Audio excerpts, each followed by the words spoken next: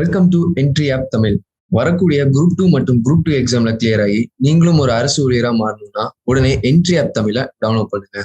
நம்ம இந்த வீடியோல என்ன பார்க்க போறோம் அப்படின்னா, current affairs June 1 2021 part 2 current அஃபேர்ஸை கொஸ்டின் அண்ட் ஆன்சர் ஃபார்மேட்ல டிஸ்கஸ் பண்ண போறோம்.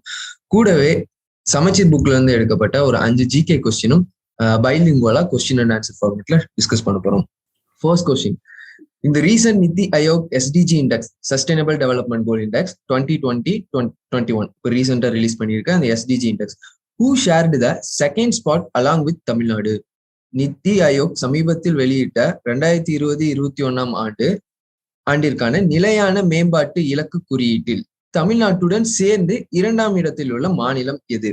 இப்போ ரீசெண்டா நித்தி ஆயோக் ரிலீஸ் பண்ணியிருக்காங்க. ஸோ யார் இந்த எஸ்டிஜி இண்டெக்ஸ் ரிலீஸ் பண்றா அதுவும் ரொம்ப முக்கியம். நித்தி ஆயோக் ரிலீஸ் பண்ணியிருக்க இந்த எஸ்டிஜி இண்டெக்ஸ் 2021 நிறைய கண்ட்ரிஸ் இண்டெக்ஸ் அப்படின்னா தமிழ்நாட்டில் இருக்க எல்லா ஸ்டேட்லயும் பாத்தீங்க அப்படின்னா குரூப்பிங் பண்ணியிருப்பாங்க, எந்த ஸ்டேட் முதல் இடத்துல 2ஆம் இடத்துல அப்படிங்கிற வகையில. ஸோ அந்த வகையில ஃபர்ஸ்ட் நம்ம எல்லாத்துக்கும் தெரிஞ்சிருக்கும். மேக்ஸிமம் ஃபர்ஸ்ட் என்ன ஸ்டேட் இருக்கு அப்படின்னா ஃபர்ஸ்ட் கேரளா இருக்கு. ஸோ செகண்ட் என்ன ஸ்டேட் இருக்கு அண்ட் அது சொல்லிட்டாங்க. செகண்ட் என்ன இருக்கு அப்படின்னா தமிழ்நாடு தான் செகண்ட் இருக்கு. அண்ட் தமிழ்நாடு கூட இன்னொரு ஸ்டேட். ஸோ 2 ஸ்டேட் 2ஆம் இடம் இந்த தடவை கொடுத்துருக்காங்க. ஸோ அந்த வகையில செகண்ட் பொசிஷன் யாருக்கு, தமிழ்நாடு கூட யாருக்கு அப்படின்னு கேட்டிருக்காங்க. Option A Himachal Pradesh, option B Karnataka, option C Maharashtra, option D Telangana. So இதுல என்ன ஆன்சர் அப்படின்னா ஆப்ஷன் ஏ ஹிமாச்சல் பிரதேஷ் தான் தமிழ்நாடு கூட செகண்ட் ஸ்பாட்டை ஷேர் பண்ணியிருக்கு. ஸோ என்ன ஸ்கோர் பாத்தீங்க அப்படின்னா இந்த 1 to 100க்கு ஸ்கோர் கொடுப்பாங்க. ஸோ அந்த ஸ்கோர் படி எந்த ஸ்கோர் யார் அதிகமா வாங்கியிருக்காங்களோ அவங்க first place, second place, third place அப்படின்னு சொல்லிட்டு பிளேசஸ் அரேஞ்ச் பண்ணுவாங்க. அது மட்டும் இல்லாம அது என்னென்ன கிரைட்டீரியாஸ் எல்லாம் கொடுப்பாங்க அப்படின்னா அதுக்கு நிறைய கிரைட்டீரியாஸ் இருக்கு. ஸோ அந்த கிரைட்டீரியாஸ் என்ன அப்படிங்கிறது பின்னாடி நம்ம இன்னொரு ஜிகே கொஸ்டின்ஸ் இருக்கு. அந்த கிரைட்டீரியால என்னென்ன கிரைட்டீரியாஸ்ல மார்க் கொடுத்துருக்காங்க அந்த வகையில பார்ப்போம். ஸோ ஹிமாச்சல் பிரதேஷும் தமிழ்நாடும் செகண்ட் ஸ்பாட்ல இருக்கு. என்ன ஸ்கோர் அப்படின்னா 74. அவங்களோட ஸ்கோர் 74. ஃபர்ஸ்ட் பிளேஸ்ல இருக்க கேரளாக்கு ஸ்கோர் பாத்தீங்கன்னா 75. ஸோ இதுக்கும் டிஃபரன்ஸ் கிட்டத்தட்ட ஒரு மார்க் தான் டிஃபரன்ஸ் இருக்கு. செகண்டா Raimona reserve forest which is recently in news is located at. Raimona காப்புக்காடு எங்கு அமைந்துள்ளது அப்படின்னு கேட்டிருக்காங்க. Option A Arunachal Pradesh, option B Assam, option C Nagaland, option D Meghalaya. So ரீசெண்டா நியூஸ் ஃபாலோ பண்ணியிருந்தீங்கன்னா தெரியும். ரைமோனா ரிசர்வ் ஃபாரஸ்ட் அப்படின்னு சொல்லிட்டு ஒரு புதுசா ஒரு காப்பு காடை ஒரு மாநிலம் அறிவிச்சிருக்கு. ஸோ எந்த மாநிலம் அப்படின்னா ஆப்ஷன் பி அஸ்ஸாம். அஸ்ஸாம் தான் அந்த Raimona reserve forest national park அப்படின்னு சொல்லிட்டு அறிவிச்சிருக்காங்க. இதுல என்ன ஒண்ணு முக்கியமா பார்க்கணும் அப்படின்னா அஸ்ஸாம்ல ஆல்ரெடி எவ்வளோ டைகர் ரிசர்வ் ஃபாரஸ்ட் இருக்கு, நேஷனல் பார்க் இருக்கு. ஸோ இது எத்தனாவது நேஷனல் பார்க் அந்த வகையிலும் தெரிஞ்சு வச்சுக்கணும். ஸோ அஸ்ஸாம்ல இதுதான் ஃபர்ஸ்ட் நேஷனல் பார்க்கா அப்படின்னா கிடையாது. ஆல்ரெடி 5 நேஷனல் பார்க் இருக்கு. ஸோ இது எக்ஸ்ட்ரா ஒன்று, 6ஆவதா ஒன்று அசாம் கவர்மெண்ட் ஆரம்பிச்சு வச்சிருக்காங்க. ஸோ இதுல நீங்க ஸ்டாட்டிக்கா என்னெல்லாம் தெரிஞ்சுக்கணும் அப்படின்னா நேஷனல் பார்க்னா என்ன அப்படிங்கிற விஷயமும் கூடவே biosphere reserve, next wild life sanctuary, இதுக்கெல்லாம் என்னென்ன டிஃபரன்ஸ் இருக்கு அப்படிங்கிறத உங்க ஸ்டாட்டிக் கூட பார்த்து கரண்ட் அஃபேர்ஸோட சேர்த்து படிச்சுக்கோங்க. ஸோ இதுக்கெல்லாம் நிறைய மைன்யூட்டான டிஃபரன்ஸ் இருக்கு. உங்களுக்கு டிஃபரன்ஸ் பிட்வீன், அதாவது இதுக்கும் வித்தியாசம் இல்லை, இதுக்கு என்ன ஸ்டேட்மெண்ட் அப்படின்லாம் சொல்லிட்டு கொஸ்டின்ஸ் நிறையவே ரிப்பீட்டடா டிஎன்பிசில கேட்டிருக்காங்க. ஸோ அந்த வகையில அதெல்லாம் பார்த்து வச்சுக்கோங்க. அடுத்ததா இந்த recent NITI Aayog SDG index 2021 which state has achieved the no poverty goal? NITI Aayog சமீபத்தில் வெளியிட்ட 2020-21 ஆண்டிற்கான நிலையான மேம்பாட்டு இலக்கு குறியீட்டில் வறுமையற்ற மாநிலம் எனும் நிலையை அடைந்துள்ள மாநிலம் எது அப்படின்னு சொல்லியிருக்காங்க. ஸோ நான் ஆல்ரெடி சொன்ன மாதிரி நித்தி ஆயோக் அந்த இண்டெக்ஸ் எஸ்டிஜி இண்டெக்ஸ் விடும்போது நிறைய கோல்ஸ் இருக்கு. For example SDG sustainable development goals ஒரு லெவல்ல மொத்தம் எவ்வளவு சஸ்டைனபிள் டெவலப்மெண்ட் கோல்ஸ் இருக்கு அப்படின்னா மொத்தம் 17 எஸ்டிஜிஸ் இருக்கு. ஒரு கொஸ்டின் ஆல்ரெடி கேட்டிருக்காங்க டிஎன்பிஎஸ்சில இப்ப நித்தி ஆயோக் இந்த எஸ்டிஜி இண்டெக்ஸ் கணக்கிடுறதுக்கு இந்த 17 கோலுமே கணக்குல வச்சுக்கிறாங்களா அப்படின்னா கிடையாது. மொத்தம் எவ்வளவு கோல் இதுல இருந்து எடுத்துக்கிறாங்க அப்படின்னா 15 கோல் தான் அவங்க கணக்குல வச்சுக்கிறாங்க. 2 கோல் அவங்க கணக்குல வச்சுக்கிறது இல்ல. ஸோ 17மே வச்சிருக்காங்களா அப்படின்னா 17மே வச்சுக்கல, 15 தான் வச்சிருக்காங்க. இன்னொன்னு அந்த இண்டெக்ஸ் என்னெல்லாம் இருக்குன்னு பாருங்களேன். இது நியூஸ் பேப்பர்ல இருந்து எடுத்த ஒரு கிளிப்பிங்ஸ். ஸோ இதுல அவங்க பாருங்களேன் என்னென்ன கோல். நோ பாவர்ட்டி, வறுமையற்ற மாநிலம் அப்படிங்கிறதுல டாப்பா என்ன இருக்கு அப்படின்னா தமிழ்நாடு தான் இருக்கு. No poverty. ஜீரோ ஹங்கர் அதுல பாத்தீங்க அப்படின்னா கேரளா இருக்கு. நெக்ஸ்ட் அந்த மாதிரி நிறைய கிரைட்டீரியாஸ் இருக்கு. நெக்ஸ்ட் குவாலிட்டி எஜுகேஷன்லயும் கேரளா இருக்கு. வேற எதுல தமிழ்நாடு இருக்குன்னு பாருங்க டாப்ல. வேற எதுலயுமே தமிழ்நாடு இல்ல. தமிழ்நாடு எதுல டாப் இருக்கு அப்படின்னா அந்த நோ பாவர்ட்டில மட்டும் தமிழ்நாடு டாப்ல இருக்கு. ஸோ இது கேட்கறதுக்கு நிறைய வாய்ப்பு இருக்கு. ஸோ இதுக்கான ஆன்சர் என்ன அப்படின்னா ஆப்ஷன் பி தமிழ்நாடு. தமிழ்நாடு தான் அச்சீவ்ட் த நோ பாவர்ட்டி கோல். வறுமையற்ற மாநிலம் என்றும் நிலையை அடைந்த மாநிலம் எது? இப்ப ரீசெண்டா இருக்க ரிப்போர்ட் படி தமிழ்நாடு. அடுத்ததா T M. Kaliannan T M. Kaliannan Gounder who was recently in news is the அப்படின்னு சொல்லிட்டு ஒரு 4 ஸ்டேட்மெண்ட் கொடுத்திருக்காங்க. சமீபத்தில் செய்திகளில் தென்பட்ட டி.எம். காளியண்ணன் என்பவர் யார்? Option A, last surviving member of the constitution assembly. இந்திய அரசியலமைப்பு நிர்ணய சபையின் கடைசியான முன்னாள் உறுப்பினர். அதாவது கான்ஸ்டிடியூட் அசம்பிளி இருக்கு இல்லையா, நம்ம சுதந்திரம், அதாவது கான்ஸ்டிடியூஷன் அசம்பிளி எந்த மிஷன், எந்த பிளான் படி ஆரம்பிச்சாங்க அப்படின்னு பாத்தீங்க அப்படின்னா கேபினெட் மிஷன் பிளான் அப்படின்னு நீங்க நம்ம மாடர்ன் ஹிஸ்டரியில படிச்சிருப்போம். கேபினெட் மிஷன் பிளான் 1946 இந்த பிளான் படிதான் வந்து நம்ம கான்ஸ்டிடியூட் அசம்பிளி அப்படின்னு சொல்லிட்டு ஒண்ணு ஆரம்பிச்சு இந்தியாவுக்கான அரசியலமைப்பு வந்து இந்தியாவில இருக்கவங்களே உருவாக்குற மாதிரி அந்த ஒரு அசம்பிளி தான் வந்து இந்த கான்ஸ்டிடியூட் அசம்பிளி. இது எப்படி ஆரம்பிச்சாங்க அப்படின்னா அந்த கேபினெட் மிஷன் பிளான் 1946 தான் அது கொடுத்துருக்காங்க. ஸோ இது வந்து கிட்டத்தட்ட 3 வருஷமா வந்து அதுல மெம்பர்ஸ் எல்லாம் கூடி கான்ஸ்டியூஷன், இந்தியாவுக்கு வந்து கான்ஸ்டியூஷன் வந்து டிராஃப்ட் பண்ணி கொடுத்துருக்காங்க அப்படின்னா நம்ம ஹிஸ்டரியில வந்து படிச்சிருக்கோம். ஸோ அப்ப ஃபர்ஸ்ட் வந்து என்ன சொல்லியிருக்காங்கன்னா last surviving member of the constitute assembly. Option B என்ன சொல்லியிருக்காங்கன்னா first nominated MLA in Tamil Nadu, தமிழ்நாட்டில் முதலில் பரிந்துரை செய்யப்பட்ட சட்டமன்ற உறுப்பினர். ஆப்ஷன் சி அப்படிங்கிற most aged voter in Tamil Nadu, தமிழ்நாட்டில் அதிக வயதான வாக்காளர்.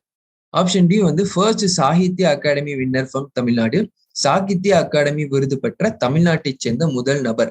ஸோ இது 4 ஆப்ஷன் கொடுத்துருக்காங்க. இந்த 4ல வந்து ரீசெண்டா நியூஸ்ல வந்து இந்த டி.எம். காளியண்ணன் அப்படிங்கிறவரு யார் அப்படின்னு தான் கேட்டுருக்கோம்.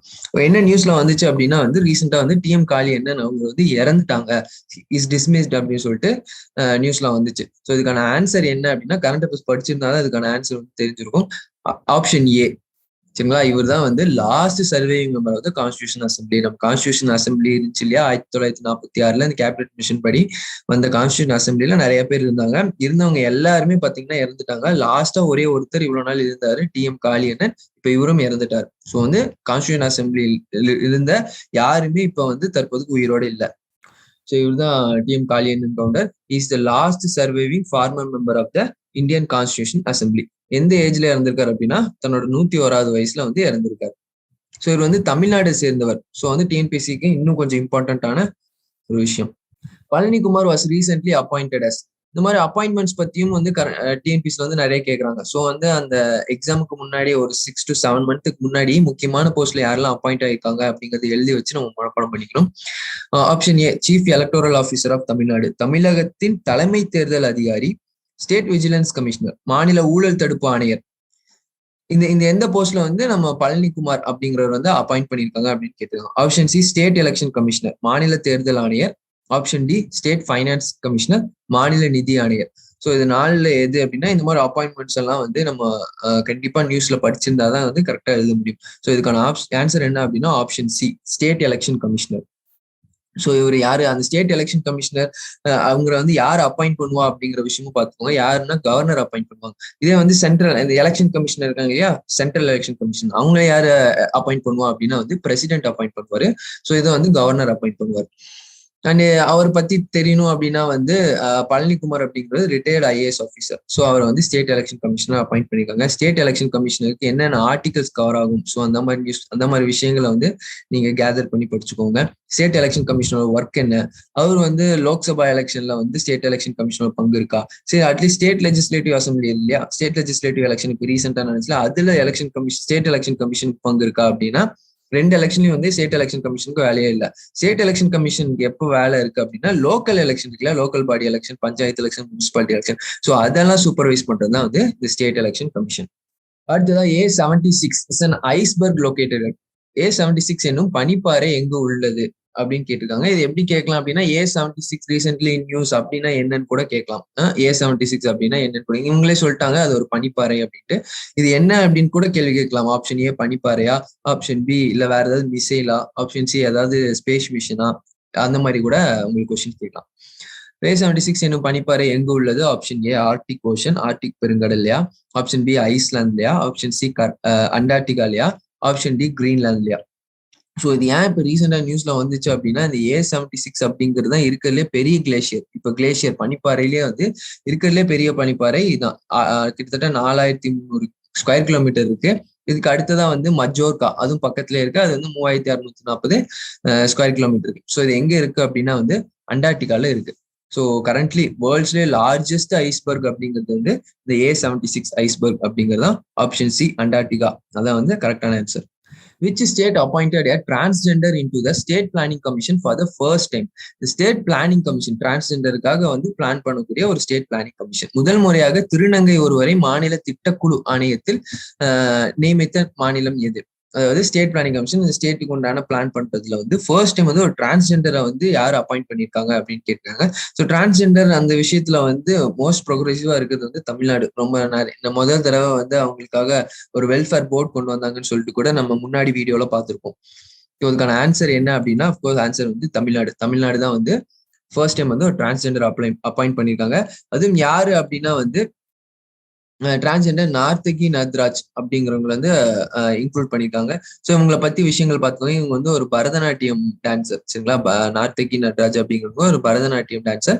நெக்ஸ்ட் வந்து பத்ம பூஷன் விருது கூட முதல் திருநங்கை வாங்கியிருக்குது. இந்தியாவிலே வந்து முதல் திருநங்கை வாங்கியிருக்காங்க அப்படின்னா இந்த நார்த்தகி நட்ராஜ் அவங்க தான். அவங்க இமேஜ் இது கிடையாது, அவங்க இமேஜ் வந்து தனியா நீங்க சர்ச் பண்ணி பார்த்துக்கோங்க. அடுத்ததா, which one has become the first country in the world to formally adopt Bitcoin as a legal tender?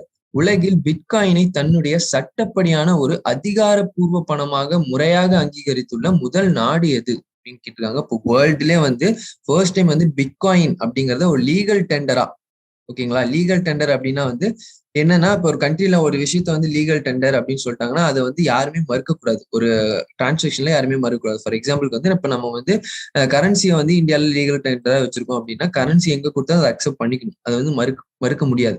So இதுலயே வந்து செக்கை வந்து நம்ம மறுக்கலாம். சில இடத்துல வந்து செக் வாங்க மாட்டாங்க. அப்படிங்கும்போது நம்ம அதுல இருந்து தெரிஞ்சுக்கலாம் செக் அப்படிங்கிறது வந்து லீகல் டெண்டர் கிடையாது. ஸோ அந்த மாதிரி பிட்காயினை லீகல் டெண்டரா அறிவிச்சிட்டாங்க அப்படின்னா அந்த கண்ட்ரில ஒரு பண பரிவர்த்தனைக்கு வந்து பிட்காயினை கொடுத்தாங்க அப்படின்னா நம்ம அதை மறுக்கவே முடியாது. லீகல் டெண்டரா நம்ம கண்டிப்பா அக்செப்ட் பண்ணியே ஆகும். ஸோ அந்த மாதிரி ஃபர்ஸ்ட் கண்ட்ரி எது அப்படின்னு கேட்டிருக்காங்க. Japan, Russia, Brazil, El Salvador. இதுல எந்த கண்ட்ரி அப்படின்னா வந்து ஆப்ஷன் டி எல் சால்வடர் அப்படிங்கிற ஒரு கண்ட்ரி தான் வந்து இது வந்து central American countries. America, north America, south அமெரிக்காவுக்கு நடுவுல சென்ட்ரல் அமெரிக்கன் கண்ட்ரிஸ் இருக்கும். ஸோ அங்க இருக்கிற ஒரு கண்ட்ரி தான் இந்த எல் சால்வடர். ஸோ இதுல இன்னொன்னு என்ன முக்கியமா பார்க்கணும் அப்படின்னா நம்ம பிட்காயின்ஸ் எப்படி ஒர்க் ஆகுது, எப்படி ஸ்ட்ராட்டஜி அப்படிங்கிறதே நம்ம தனியா ஒரு வீடியோவா போடலாம். இதுல இன்னொன்னு என்ன தெரிஞ்சுக்கணும் அப்படின்னா இந்த எல் சால்வடர்ல இருக்கக்கூடிய மக்கள் பாத்தீங்க அப்படின்னா கிட்டத்தட்ட 30% மேல, ஐ மீன் வெறும் 30% பீப்புள் தான் வந்து அவேர் அபவுட் பிட்காயின்ஸ் பத்தி அவங்களுக்கு 30% மக்களுக்கு தான் தெரிஞ்சிருக்கு. மெஜாரிட்டி ஆஃப் த பீப்புளுக்கு பிட்காயின்னா என்ன, அது எப்படி ஒர்க் ஆகுது அப்படிங்கிற விஷயம் கூட தெரியல. ஸோ அது இம்ப்ளிமெண்ட் பண்ணியிருக்காங்க. அந்த நாட்டோட பிரசிடென்ட் பேரும் கொடுத்துருக்காங்க, நோட் பண்ணிக்கோங்க, நயீப் புக்கலி. இந்த மாதிரி ரீசெண்டா நியூஸ்ல வர பிரசிடென்ட் பேரெல்லாம் முக்கியம். India's first village to vaccinate all its adult population against COVID-19 is located at 18 வயதிற்கு மேலான அனைவருக்கும் COVID-19 தடுப்பு மருந்தினை வழங்கிய இந்தியாவின் முதல் கிராமமானது எங்கு அமைந்துள்ளது அப்படின்னு கேட்டிருக்காங்க. அதாவது COVID-19 இப்போ ரீசெண்டா வேக்சினேஷன் எல்லாரும் பண்ணிட்டு இருக்காங்க இல்லையா? ஸோ வந்து ஒரு கிராமம் வந்து அவங்க இருக்கிற எல்லாத்துக்குமே பாத்தீங்க அப்படின்னா வேக்சினேஷன் ஃபுல்லா பண்ணிட்டாங்க அப்படின்னு சொல்லிட்டு ஒரு கிராமமா அறிவிச்சிருக்காங்க இந்தியாவில. அந்த கிராமம் எந்த மாநிலத்துல இருக்கு அப்படின்னு கேட்டிருக்காங்க. அதுக்கான ஆன்சர் என்ன அப்படின்னா option B Jammu and Kashmir. Jammu and காஷ்மீர்ல இருக்கக்கூடிய இந்த பந்திப்போரா டிஸ்ட்ரிக்ட் இருக்கிற ஒரு ரிமோட் வில்லேஜ்ல தான் பாத்தீங்க அப்படின்னா first village to vaccinate all it's adult population against COVID-19. Who occupied the office of president of UNGA for the first time at present? முதல் முறையாக ஐக்கிய நாடுகள் பொதுச்சபையின் தலைமை பொறுப்பை ஏற்றுள்ள நாடு எது? இந்த UNGA அப்படிங்கிறது என்ன அப்படின்னா United Nation General Assembly. So யூஎன்ல நிறைய பிரின்சிபல் பாடிஸ் இருக்கு இல்லையா? மொத்தம் 6 பிரின்சிபல் ஏஜென்சிஸ் இருக்கு. ஸோ அந்த 6 பிரின்சிபல் ஏஜென்சிஸ் என்ன அப்படிங்கிறதுலாம் உங்க ஸ்டாட்டிக் புக்ல இருக்கு, அதெல்லாம் பார்த்து தெரிஞ்சுக்கோங்க. ஸோ அதுல ஒன் ஆஃப் த பாடி தான் இந்த UNGA, United Nation General Assembly. So இந்த ஜெனரல் அசம்பிளிக்கு வந்து ஃபர்ஸ்ட் டைம் வந்து ஒரு கண்ட்ரி வந்து தலைமை பொறுப்பை ஏற்குது, பிரசிடென்ட் பொறுப்பை ஏற்குது அப்படின்னா வந்து அது எந்த கண்ட்ரில இருந்து அப்படின்னு கேட்டிருக்காங்க. Option A Bhutan, option B Maldives, option C Zimbabwe, option C El Salvador. So இதுல என்ன ஆன்சர் அப்படின்னா ஆப்ஷன் பி மால்டிவ்ஸ், மாலத்தீவு. இவங்கதான் வந்து இப்போ ஃபர்ஸ்ட் டைம் வந்து மால்டிவ்ஸ் வந்து occupying the office of president of UNGA வந்து ஃபர்ஸ்ட் டைம் வந்து ஆக்குபை பண்றாங்க. Who has topped the QS World Ranking 2022? 2022 ஆண்டு, ஓகேங்களா? 2022 ஆண்டிற்கான QS உலக பல்கலைக்கழக தரவரிசையில் முதலிடத்தில் உள்ள பல்கலைக்கழகம் எது? இந்த QS வேர்ல்ட் ரேங்கிங் அப்படிங்கிறது என்ன அப்படின்னா வந்து ஒரு ஒரு ஒரு அதாவது நம்ம இந்திய வேர்ல்டுல இருக்கக்கூடிய யூனிவர்சிட்டிஸ் எல்லாமே பாத்தீங்க அப்படின்னா ரேங்க் பண்ணி வச்சிருப்பாங்க. ஸோ இதுல வந்து ஃபர்ஸ்ட்ல இருக்குது இல்ல டாப் 10ல இருக்குது அப்படின்னா மோஸ்ட் ப்ரெஸ்டீஜியஸான விஷயம். ஸோ அந்த கண்ட்ரில வந்து எஜுகேஷன் ரொம்ப நல்லா இருக்கு, யூனிவர்சிட்டியோட லெவல் நல்லா இருக்கு அப்படின்னு நம்ம தெரிஞ்சுக்கலாம். ஸோ அந்த வகையில் இது வருஷம் விடுவாங்க. இப்போ அந்த வகையில் இந்த 2022 ரிப்போர்ட்ல வந்து ஃபர்ஸ்ட் எது இருக்கு அப்படின்னு கேட்டிருக்காங்க. யூனிவர்சிட்டி ஆஃப் கேம்பிரிட்ஜ் பல்கலைக்கழகம், ஸ்டான்ஃபோர்ட் யூனிவர்சிட்டி, ஸ்டான்ஃபோர்ட் பல்கலைக்கழகம், யூனிவர்சிட்டி ஆஃப் ஆக்ஸ்போர்ட் பல்கலைக்கழகம், அடுத்து வந்து Massachusetts institute of technology, Massachusetts தொழில்நுட்ப கல்வி நிறுவனம், இது வந்து MIT அப்படின்னு சொல்லுவாங்க. ஸோ இதுக்கான ஆன்சர் என்ன அப்படின்னா ஆப்ஷன் டி. இந்த MIT இந்த யூனிவர்சிட்டி தான் பாத்தீங்க அப்படின்னா இது யூஎஸ்ல இருக்கு. இந்த யூனிவர்சிட்டி தான் இதுல வந்து ஃபர்ஸ்ட் எடுத்திருக்காங்க. ஸோ இதுல இந்தியாவோட ரேங்கிங், இந்தியால இருந்து ஏதாவது பல்கலைக்கழகம் இருக்கா இதுக்குள்ள, அதோட ரேங்கிங் என்ன அப்படிங்கிற விஷயமும் ரொம்ப இம்பார்ட்டன்ட். ஸோ அந்த வகையில வந்து இந்தியன்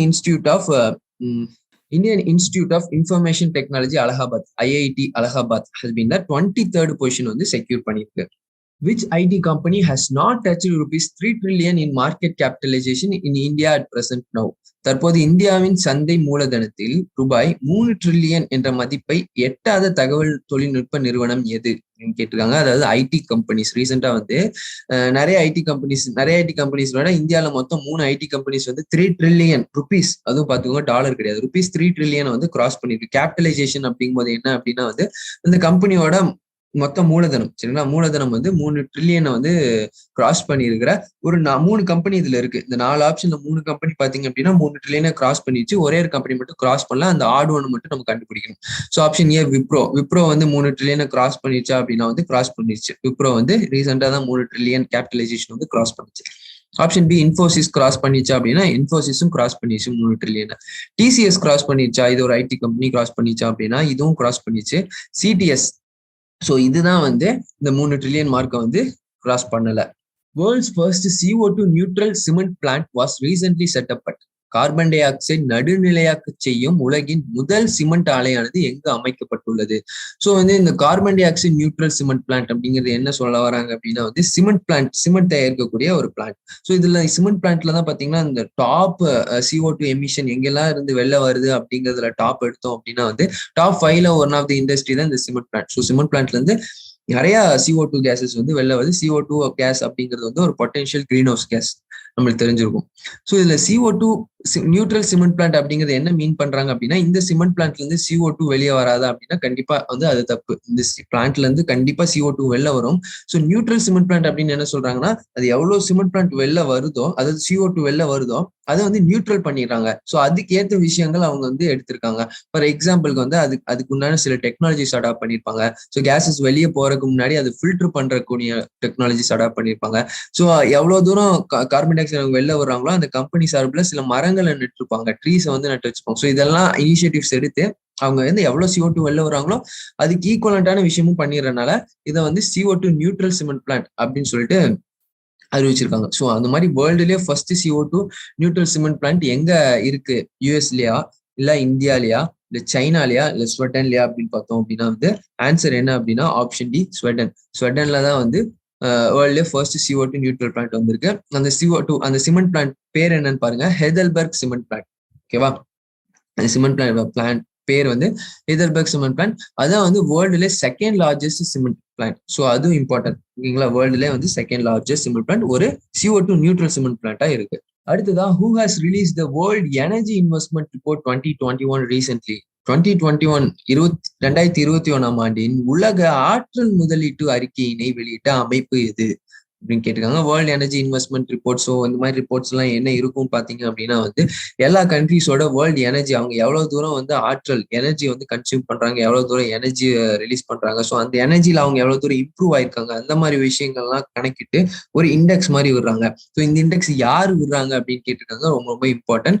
வேர்ல்டு எனர்ஜி கவுன்சில் இவங்க விடுறாங்களா, வேர்ல்டு எக்கனாமிக் ஃபாரம் உலக பொருளாதார மன்றம் இவங்களா, இன்டர்நேஷனல் எனர்ஜி ஏஜென்சி சர்வதேச எரிசக்தி முகமை இவங்களா, நெக்ஸ்ட் வந்து உலக வங்கி வேர்ல்டு பேங்க் இவங்களா அப்படின்னு பார்க்கும்போது இதுக்கான ஆன்சர் என்ன அப்படின்னா option C international energy agency தான் இதை வந்து ரிலீஸ் பண்றாங்க. E100 project was launched recently with the aim of increasing the அப்படின்னு கேட்டிருக்காங்க. E100 திட்டமானது பின்வரும் எதனை அதிகரிப்பதற்கான நோக்கத்துடன் தொடங்கப்பட்டுள்ளது? Option A ethanol production, ethanol உற்பத்தி. Option B electric vehicle production, மின்சார வாகன உற்பத்தி. Option C sugar cane production, கரும்பு உற்பத்தி. ஆப்ஷன் டி காட்டன் ப்ரொடக்ஷன், பருத்தி உற்பத்தி. இந்த 4 ஆப்ஷன்ல எது E100 ப்ராஜெக்ட் குறிக்குது அப்படின்னு பார்த்தோம் அப்படின்னா வந்து option A ethanol production, ethanol உற்பத்தி. அப்படின்னா எத்தனால் அப்படிங்கிறது நம்ம ரீசெண்டா இதுக்கு முன்னாடி வீடியோஸ்ல எல்லாம் கூட நம்ம வந்து பார்த்திருக்கோம். ஸோ இந்தியா வந்து E20 இனிஷியேட்டிவ், அதாவது E20 அப்படிங்கிறதும் எத்தனால வந்து பெட்ரோல் கூட எத்தனால வந்து 20% பிளெண்ட் பண்ணணும் அப்படிங்கிற ஒரு நோக்கத்தால போடப்பட்ட ஒரு மிஷின். ஸோ அந்த வகையில வந்து பிரைம் மினிஸ்டர் ரீசெண்டா நரேந்திர மோடி லான்ச் பண்ணியிருக்காரு இந்த E100 ப்ராஜெக்ட் அப்படிங்கிறது. இது எதுக்கு ரிலேட்டட் ஆனது அப்படின்னா வந்து எத்தனால் ப்ரொடக்ஷனுக்கு ரிலேட்டட் ஆனது. ஸோ அடுத்ததா வந்து நம்ம சமச்சீர் புக்ல இருந்து எடுக்கப்பட்ட ஒரு 5 GK கொஸ்டின்ஸ் வந்து டிஸ்கஸ் பண்ணுவோம். How many Mahajanapadas are listed in the Buddhist text? புத்த நூல்களில் எத்தனை மகா ஜனபதங்கள் பட்டியலிடப்பட்டுள்ளன? ஸோ இது வந்து ஆன்ஷியன்ட் ஹிஸ்டரியில இருந்து எடுக்கப்பட்ட ஒரு கொஸ்டின். மகா ஜனபதாஸ் அப்படின்னா என்ன அப்படின்னா வந்து ஃபர்ஸ்ட் வந்து கண்ட்ரிஸ் ஆன்ஷியன்ட் ஹிஸ்டரியில பாத்தீங்கன்னா தெரியும். மோஸ்ட் இம்பார்ட்டன்ட் மகா ஜனபதாஸ் இல்ல மோஸ்ட் பவர்ஃபுல் மகா ஜனபதாஸ் நம்ம எதை சொல்லுவோம் அப்படின்னா மகதாவை சொல்லுவோம். ஸோ மகதா அப்படிங்கிறது ஒரு one of the important Mahajanapadas, most powerful Mahajanapadas. So அந்த மாதிரி எவ்வளவு மகா ஜனபதாஸ் இருக்கு அப்படின்னு சொல்லிட்டு புத்திஸ்ட் டெக்ஸ்ட், புத்த இலக்கியங்களை கொடுத்துருக்காங்க அப்படின்னா வந்து ஆப்ஷன் ஏ 14, 13, 15, 16 இதுல எத்தனை மகா ஜனபதாஸ் இருக்குன்னு மென்ஷன் பண்ணியிருக்காங்க. அது மெயினா புத்திஸ்ட் டெக்ஸ்ட்ல. ஏன் அப்படி சொல்லியிருக்காங்க அப்படின்னா இன்னும் சில டெக்ஸ்ட்ல பாத்தீங்கன்னா நிறைய இருக்கு அப்படின்னு சொல்லியிருக்காங்க, சில டெக்ஸ்ட்ல ரொம்ப கம்மியா இருக்கு அப்படின்னு சொல்லியிருக்காங்க. ஸோ புத்திஸ்ட் டெக்ஸ்ட்ல எவ்வளோ கொடுத்துருக்காங்க அப்படின்னு பாத்தீங்க அப்படின்னா ஆப்ஷன் டி 16 மகா ஜனபதாஸ் இருக்கு அப்படின்னு சொல்லியிருக்காங்க. ஸோ இது வந்து டைரக்டா ஹிஸ்டரி புக்ல இருந்து எடுக்கப்பட்ட ஒரு fact box. So north India extended from, அதாவது அந்த இன்ஃபர்மேஷன் கொடுத்துருக்காங்க. ஸோ அதுல வந்து சொல்லியிருக்காங்க பாருங்க, it witness the rise of 16 states from known as Mahajanapadas. சரிங்களா, மொத்தம் 16 மகா ஜனபதாஸ். இந்த 16 மகா ஜனபதாஸ் என்னன்னு கொடுத்துருக்காங்க. இதுல இம்பார்ட்டண்டா ரிப்பீட்டடா டிஎன்பிசில கேட்கறது என்ன அப்படின்னா இந்த மகா ஜனபதாஸோட கேபிட்டலா வந்து நம்ம வந்து மேட்ச் பண்ண சொல்லுவாங்க. இது வந்து இம்பார்ட்டன்ட். இந்த 16 மகா ஜனபதாஸோட கேபிட்டல்ஸ் என்ன அப்படிங்கறத வந்து ஜஸ்ட் வந்து ஒரு கிளான்ஸ் வந்து பார்த்துக்கோங்க. which led to the rise of empires Assyrian in Iran and Magadha in India.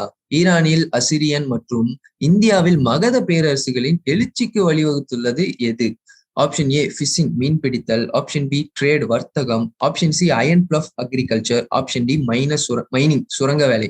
So வந்து ஆன்ஷியன்ட் ஹிஸ்டரி படிச்சீங்கன்னா படிக்கும் போது உங்களுக்கு தெரியும் இந்த மகதா எம்பையர் அப்படிங்கிறது ஒன் ஆஃப் த பவர்ஃபுல் மகா ஜனபதாஸா இம்ப்ரூவ் ஆச்சு, அதாவது எமர்ஜ் ஆச்சு அப்படின்னா அதுக்கான மெயினான ரீசன் என்ன அப்படின்னா வந்து இந்த மெயினான ரீசன் வந்து அதோட லொகேஷன் தான். ஃபார் எக்ஸாம்பிள் அதோட லொகேஷன் எங்க இருக்கு அப்படின்னா இந்தியால இதான் வந்து பிளாங்கா ஒரு இந்தியா இப்போதைக்கு தற்போது இந்தியான்னு அனலைஸ் பண்றோம். மகதா அப்படிங்கிறது இந்த ஏரியா பாட்டலிபுத்ரா தலைநகரமா கொண்ட இந்த ஏரியா தான் மகதா எம்பிஆர். ஸோ இந்த ஏரியால என்ன இருக்கு பாத்தீங்க அப்படின்னா இப்பவே தெரியும் இல்லையா, இந்த மாதிரி ஜார்க்கண்ட், சத்தீஸ்கர், ஒடிசா இந்த ஏரியால எல்லாம் அதிகமான அயன் ஓர்ஸ் இருக்கு.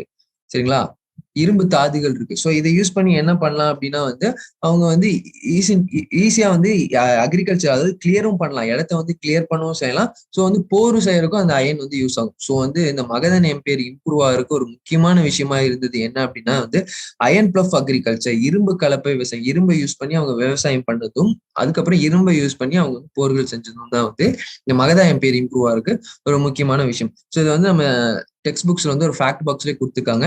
Iron bluff agriculture led to the rise of empires Assyrian in Iran and Magadha in India. ஈரானில் அசிரிய பேரரசும் இந்தியாவில் மகத பேரரசும் உருவாக இரும்பு கலப்பை சார்ந்த விவசாயம் வழிவகுத்தது அப்படின்ட்டு நம்ம ஃபேக்ட் பாக்ஸ்லேயே கொடுத்துருக்காங்க. ஸோ இது இம்பார்ட்டன்டான ஒரு விஷயம். Who is the author of the Arthashastra? அர்த்த சாஸ்திரத்தை எழுதியவர் யார்? மெகஸ்தனிஸ், சாணக்கியா, டால்மி, மேற்கூறிய எதுவும் இல்லை. ஸோ அர்த்த சாஸ்திரா உங்களுக்கு நம்மளுக்கு நல்லாவே தெரிஞ்சுக்கும். அர்த்த சாஸ்திரா அப்படிங்கிறதுல என்ன இருக்கும் அப்படின்னா வந்து இந்த 5th century AD எடுக்கப்பட்ட இந்த அர்த்த சாஸ்திரால வந்து பாலிட்டி பத்தி ரொம்ப, அதாவது கவர்னன்ஸ், அதாவது அரசியல் எப்படி இருக்கணும், பாலிட்டி எப்படி இருக்கணும், எப்படிலாம் டாக்ஸ் வாங்கணும், எங்க யாருக்கு எவ்வளவு பெர்சன்டேஜ் டாக்ஸ் கொடுக்கணும் அப்படின்ட்டு ஒரு டீடைல்டான ஒரு விஷயத்த வந்து இந்த அர்த்த சாஸ்திரால வந்து நம்மளுக்கு கிடைக்கப்பட்டிருக்கு. ஸோ இந்த அர்த்த சாஸ்திராவை யார் எழுதியிருக்கா அப்படின்னு பாத்தீங்க அப்படின்னா நம்ம எல்லாத்துக்கும் தெரிஞ்சுக்கும் ஆப்ஷன் பி சாணக்கியர் தான் வந்து இந்த அர்த்த சாஸ்திராவை எழுதியிருக்காரு. ஸோ சாணக்கியர் அப்படிங்கிறது அவர் யாரு அப்படின்னா வந்து ஹிஸ்டரியில வந்து நிறைய இடத்துல வந்திருக்காரு. ஸோ சந்திரகுப்தாவோட ஒன் ஆஃப் த பிரைம் மினிஸ்டரா இருந்தவர் வந்து சாணக்கியா. ஸோ சந்திரகுப்தாக்கு வந்து அதுக்கு முன்னாடி சந்திரகுப்தா வந்து நந்தா வம்சத்தை வந்து அவங்கள வீழ்த்தி தான் வந்து குப்தா எம்பையர் வந்து கொண்டு வந்தாங்க. ஸோ அந்த டைம்ல வந்து சாணக்கியா வந்து ரொம்பவே ஹெல்ப் பண்ண நந்த வம்சத்தை வந்து டெஸ்ட்ராய் பண்றதுக்கு வந்து சாணக்கியா வந்து இவருக்கு நிறைய ஹெல்ப் பண்ணியிருக்காரு சொல்லிட்டு நம்ம வரலாறுல வந்து நிறைய இடத்துல பார்த்திருக்கோம். ஸோ இதுக்கான ஆன்சர் என்ன அப்படின்னா வந்து option B Chanakya. Who among the following developed the system of writing? பின்வருவனற்றில் எழுத்து முறையை உருவாக்கியவர்கள் யார் அப்படின்னு கேட்காங்க. Option A Sumerians, option B Romans, option C Egyptians எகிப்தியர்கள், ஆப்ஷன் டி கிரேக்கர்கள். இவங்க 4 பேர்த்துல வந்து எழுத்து முறை சிஸ்டம் ஆஃப் ரைட்டிங்கை யாருங்க கொண்டு வந்தா அப்படின்னு கேட்டிருக்காங்க. ஸோ ஆன்ஷியன்ட் ஹிஸ்டரி படிக்கும் போது நம்ம புக்ல இதெல்லாம் இருக்கு. யார் கொண்டு வந்திருக்கா அப்படின்னு பாத்தீங்கன்னா சுமேரியன்ஸ் தான் வந்து முதல்ல எழுத்து முறையை வந்து கொண்டு வந்திருக்காங்க. இது புக்ல இருந்து எடுக்கப்பட்ட ஒரு இமேஜ். கியூனிஃபார்ம் அவங்க கொண்டு வந்து எழுத்து முறைக்கு பெயர் கூட வந்து கியூனிஃபார்ம் அப்படிங்கிற எழுத்து முறை. System of writing first develop by the ancient Sumerians of Mesopotamia, அந்த ஈஜிப்ட் சிவிலைசேஷன் வந்து ஃபர்ஸ்ட் டைம் வந்து கியூனிஃபார்ம் அப்படிங்கிற இன்ஸ்கிரிப்ஷனோட எழுத்து முறையை வந்து நம்ம யார் கொண்டு வந்திருக்கா அப்படின்னா சுமேரியன்ஸ் வந்து கொண்டு வந்திருக்காங்க. Where did the priest king made of steatite was found in? ஸ்டியடைட்டால் செய்யப்பட்ட மதகுரு சிலை எங்கே கிடைத்துள்ளது? Option A Harappa, Mohenjodaro, option C Dholavira, option D Lothal. இந்த 4மே பாத்தீங்க அப்படின்னா இண்டஸ் வேலி சிவிலைசேஷன் ஐவிசில இருக்கக்கூடிய ஒரு சைட். ஸோ இந்த எந்த சைட்ல இருந்து நம்மளுக்கு வந்து பிரீஸ்ட் கிங் அப்படிங்கிற ஒரு மதகுரு சிலை வந்து கண்டெடுக்கப்பட்டிருக்கு அப்படின்னு கேட்கிறாங்க. இதுக்கான ஆன்சர் என்ன அப்படின்னா ஆப்ஷன் பி மொஹஞ்சதாரோ. இது புக்ல இருந்து எடுக்கப்பட்ட ஒரு இமேஜ் மொஹஞ்சதாரோ. இதான் வந்து இந்த பிரீஸ்ட் கிங்னு சொல்றாங்க. ஸோ அந்த டைம்ல வந்து இது வந்து பியர்டட் பிரீஸ்ட் கிங் அப்படின்னு சொல்லுவாங்க. பியர்டட் பிரீஸ்ட் கிங் ஏன் சொல்றாங்க அப்படின்னா இந்த பிரீஸ்ட் கிங் பாத்தீங்க அப்படின்னா பியர்டோட இருக்கு இல்லையா, பியர்டட் பிரீஸ்ட் கிங் அப்படின்னு சொல்றாங்க. உங்களோட கண்ணை வந்து குறிப்பிட்டிருப்பாங்க. ஸோ வந்து கண் வந்து பாத்தீங்கன்னா ரொம்ப நீளமா ஒரு தவ நிலையில இருக்கு அப்படின்னு சொல்றாங்க. இது வந்து லைட்டா சிதஞ்ச நிலைமையில தான் நம்மளுக்கு வந்து கிடைச்சிருக்கு. ஸோ அதே மாதிரி அவங்க அவரோட ட்ரெஸ்ல பாத்தீங்க அப்படின்னா ஒரு இந்த மாதிரி ஒரு பூ வடிவமும் இருக்கு. ஸோ இதெல்லாம் வந்து குறிப்பிட்டிருக்காங்க. அவங்களோட ஆர்டிஸ்டிக் நேச்சர்ஸ் எல்லாம் வந்து இதுல இருந்து தெரியுது. ஸோ இதுக்கான ஆன்சர் என்ன அப்படின்னா ஆப்ஷன் பி மொஹஞ்சதாரோ. சரி, ஓகே, தேங்க்ஸ் ஃபார் வாட்சிங் வீடியோ. ஏதாச்சும் டவுட் இருந்துச்சு அப்படின்னா வந்து நீங்க தாராளமா வந்து கமெண்ட் செக்ஷன் வந்து கேட்கலாம். ஸோ தேங்க்யூ ஃபார் வாட்சிங் என்ட்ரி ஆப் தமிழ்.